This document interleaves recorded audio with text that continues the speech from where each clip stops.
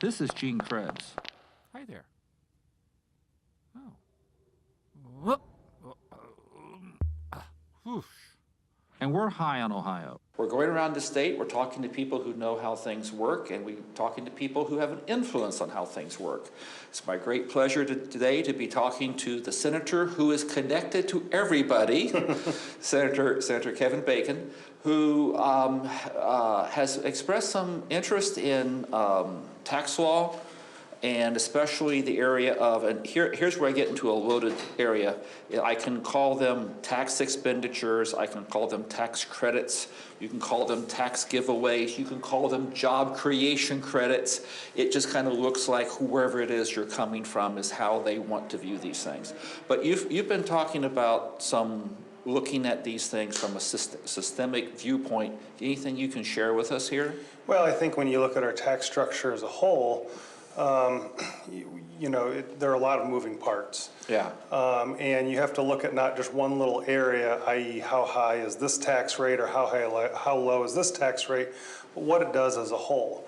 And what you see in our tax code, and we've put lists of taxes on a whiteboard and all the exemptions and all the deductions, and you see it gets messy very quickly. Yes. So what we have to do is go back and try to discern, okay, if we're going to tax, if something is going to be taxed, why is it taxed? Right. And if you are going to create some kind of credit or exemption, why? Right. And is it doing any good? Usually, if you're going to have a credit or a deduction or otherwise, usually it incentivizes people to do something, okay? Yeah. So you really have to take all of these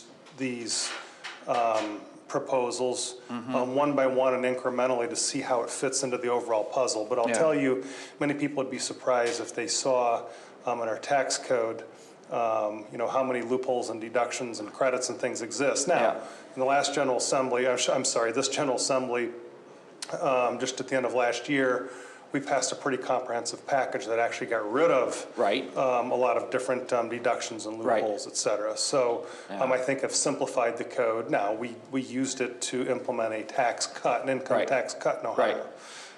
It's God has a sense of humor, and we're often the butt of his jokes. And in Ohio, we have like $7.7 billion of various tax expenditures, tax credits, giveaways, whatever you want to call them out there. We also generate about the exact same amount of income tax. And I know people say, well, that means in theory we can eliminate all the tax credits. But some of them, like the manufacturing, there's a manufactured use tax, which is about $3.9 billion, and I always use the example of eyeglasses. Eyeglasses, you have the lens, the screws, and all that. You don't want to tax that at every single step of the way through. That's why we have that tax credit exemption in there.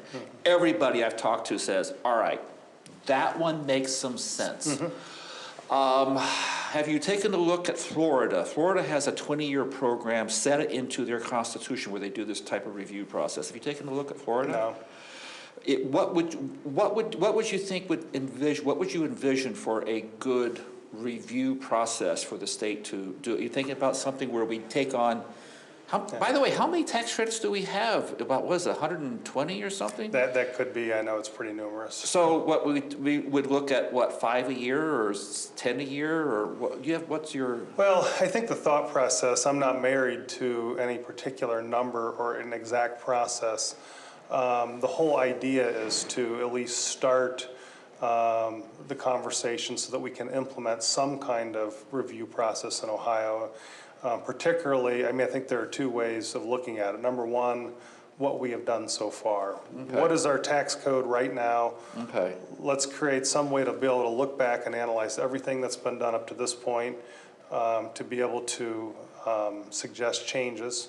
And then going forward, how do we review going forward so that we can keep some kind of tax policy, some kind of plan, so that it's not just a piecemeal approach. So I'm not married to exactly how it's done. Okay. We're just trying to start the dialogue of how we can get some kind of process that's acceptable to all of those that we need to get a bill passed to the General Assembly. I've noticed over the past quarter century an interesting phenomenon where what happens in Congress, either it's a matter of, the time is right, the issue is ripe, or it's a matter of, people read about certain things. Representative Dave Camp, who is chair of the, I think, Appropriations or Ways or Means or something in Congress, has proposed getting rid of almost all federal tax codes.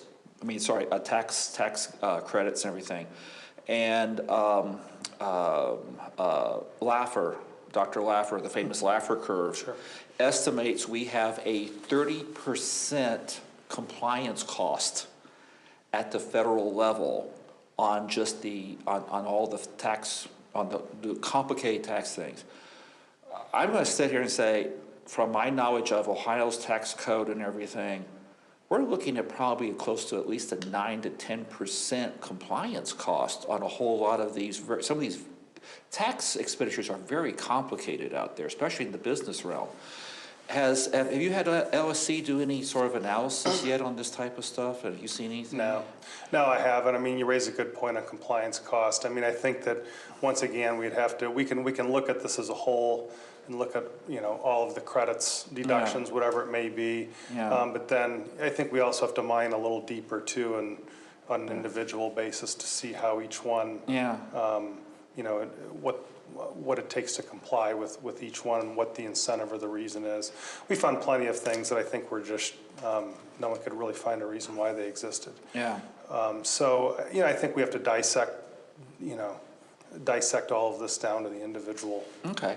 A few years ago, the General Assembly was gracious enough, after I left, to allow me to have some input on the creation of the State Historic Tax Credit for Rehabilitation. It's the only tax credit still in Ohio that has a return on investment clause with it, that in order to receive this tax credit from the state, you have to prove that the state and local governments are going to have this is going to have a positive impact on them. Have you given any thought to trying to impose that standard on some of these types of tax credits or anything? I think that's a good idea if you can actually, you have to find a way to be able to accurately measure it. Yeah. I can't tell you how many people have come into my office that say, if you give us this much money for this program, you're going to get a return of 3 to 1. I mean, if you do this tax credit, you're going to get a return. I have heard that bannered about time after time after time again, to the point where oftentimes it's not believable. Right. But I think that is a good idea, but you have to be honest about the language you're putting in and actually be able to display the formula to see, if you can actually show and find a way to calculate a return, then I think that would be a prudent thing to look at. There's an obscure division over at Development Services Agency run by, can't think of his name right now, Irish, and we're filming this on the day after St. Patrick's Day, and I still can't think of his name. But they do that analysis. That's their job. Okay. And so there is a structure in place for Ohio to go ahead and start looking at this. And I agree that when someone comes in off the street and over the transom and says, "Oh, we had this great program, it has this huge return on investment," and you say, "All right, can you mind if we run these numbers past an agency of the state?" Well, they're a little bit, some of it's proprietary, and you start getting really kind of itchy on this stuff pretty quick. Sure. And so no, I've heard all the same stuff. So, how do you see this as the future? I mean, it's happening at the federal level. And, when I've seen this happen, like I said so many times, it happens at the federal level, tends to move on down to the states. Then do you see Ohio, doing something like this? Do you see this when you talk to your colleagues inside your caucus, do they respond positively to you? Well, I think a couple things. Number one, last year we did show that there was interest in cleaning up the code and getting rid of some of, some parts of our tax code, or changing ones that didn't make sense. So I think you do have a lot of support in terms of... In theory. In theory. We did in the last package that we passed, we did get rid of, we did have support for people actually did agree to vote to get rid of certain things. Yeah, that's correct. We've already had a good number of legislators have already expressed their support for that. Going forward, what we do going forward, I believe there will be support, and what I'm trying to do is work on an actual process for that, as opposed to it just being a kind of a every 2 years. Take a hatchet to it. That's right. And, Yeah. and you know, we've had many general assemblies that have gone both ways. It's very hard because our tax structure has changed so much. So the whole Yeah. idea is, whatever our policy is going to be, let's try to stabilize and have some continuity going forward. Well, let me ask this question. The thing I've kind of observed is that rather than actually spend money on a program, members now create a tax credit. So it doesn't show up that they've spent money. It doesn't show up that they've reduced, you know, they've taken money, because you and I both know that Bobby and Betty Buckeye out there look at the state budget, they go, $62 billion? You can't find $5 million for this program? Right. It's actually quite tough to get anything more than $500,000 in a budget. Well, maybe it's not for a senator, but it's for a House member. The issue is then, if you do a tax credit, it's kind of like a sneaky way of fooling Bobby and Betty Buckeye. You're spending money, but it's not really out there in public on it then. I guess I've never thought of it as a sneaky way. I think it depends on why you're doing the tax credit. I mean, I've seen various tax credits. It depends on what you're trying to incentivize. We've seen them for things like adoption. We'll call it non-transparent way then. Well, I don't know that I'll gently disagree with that. I've never thought of it in that way at all, as not being transparent. Typically, when we work on a tax credit, at least my focus anyway, if we're going to do one, and most of them that come to the General Assembly don't get done, because you're right, there have just been a plethora of tax credit proposals advanced, and you can't possibly do all of them. But I think taking it one by one, and it's really what are you trying to incentivize? What kind of result are you trying to achieve? So I think it has to be a pretty high threshold to implement an actual tax credit. Now, to be fair though, when you're looking at a tax credit, you also have to look at the actual tax. Right. I mean, what are we giving a credit on? Maybe we're giving a credit on a tax that some legislators may not even deem just. Okay, Right. so if you're giving a credit on a tax that we believe, or I believe, isn't an appropriate tax, that's a different conversation altogether. So we have some moving parts, but I think that I don't think we need to be in the process, or should be in the process, of just continually enacting tax credits to enact tax credits. Right. I think it has to be, limited and targeted. It has to be in an area where you really have the need, or have to create the desire. You want to motivate people to do something or further something that isn't being done. How do you feel about a sunset clause? And I'll back up here for Bobby and Betty Buckeye. A sunset clause, when you attach that to any program, division, issue in the Ohio Revised Code, says after time X, this leaves the books, this stops.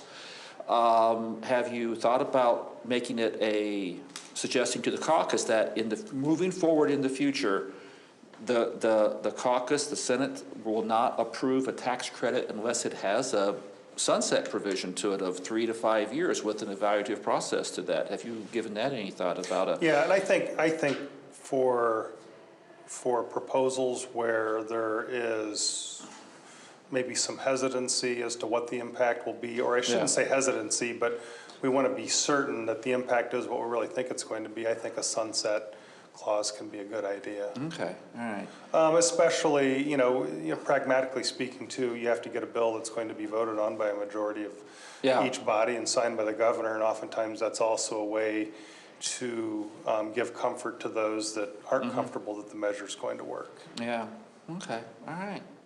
Anything else you'd like to add on this topic? No, I think, I guess the only thing I'll say is, if what we have seen in Ohio, years and years and years of changes to our tax policy. Yeah. And when you have a new budget that has to be passed every 2 years, especially now with a term-limited General Assembly, and you know what it's like having been in the General Assembly yourself. We have. I'm recovering now. You're recovering. That's right. I'm recovering. It's an ongoing process. 99 House members, 33 senators. Yeah. People cycling in even more now because of term limits. Yeah. There is a need to try to create a system an overall policy, sets of goals and objectives and policy that hopefully will have some kind of continuity. Yeah. So that we're not constantly going through this piecemeal process to put us in the place that we are today.